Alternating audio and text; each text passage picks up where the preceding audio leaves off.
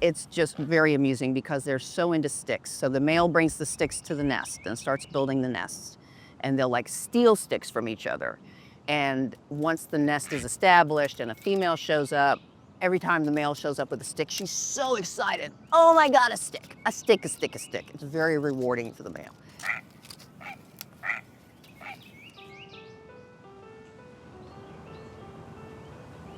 There they go. I realized there was a rookery when the leaves started falling off the trees, but I knew there were a lot of great blue herons around. They make a lot of noise, even if you can't see them. They sound like little grunting pigs. So of course, I have to photograph them, right? And I just come out here usually early in the morning and at sunset, because that's the best light, and video record them because they're so weird and interesting. It's really a cool thing to be able to see this colony of great blue heron nests here in the city of Austin, in an area where we wouldn't necessarily think that we would see these large birds nesting. But because we're right here on the river, the habitat is right for them.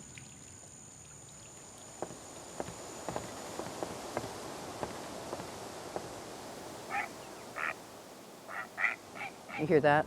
That's an adult over here somewhere. Typically when we have birds nesting, they will often have a territory that a pair defends and a single nest in that territory. And what's really kind of cool about being able to see these great blue herons is that they're what we refer to as colonial nesters. So they'll actually get together with a group of other of the same species, and they'll put their nests fairly close together in a group of trees. You get to see different stages of nesting that are happening.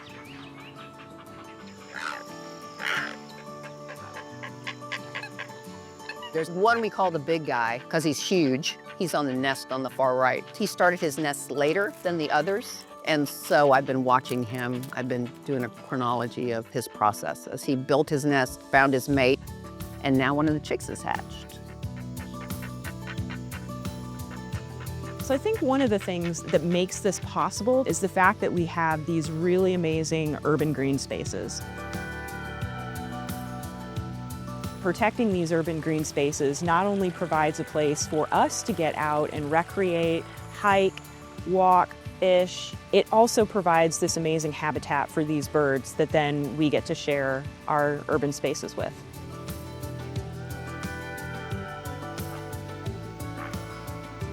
It's amazing. They go from little puff balls, right, where you just see their little head over the edge of the nest, and then like within 2 weeks, they're like 3 feet tall, 2 feet tall. As we're standing here right now, you'll probably hear that there's a lot of vehicles driving by. There's the occasional airplane that's going to be passing over. And these are all just the background sounds of life in a city. And I think that's one of the things that's so special about taking that time to listen for nature, to look for nature, is it gives us a break from all of that.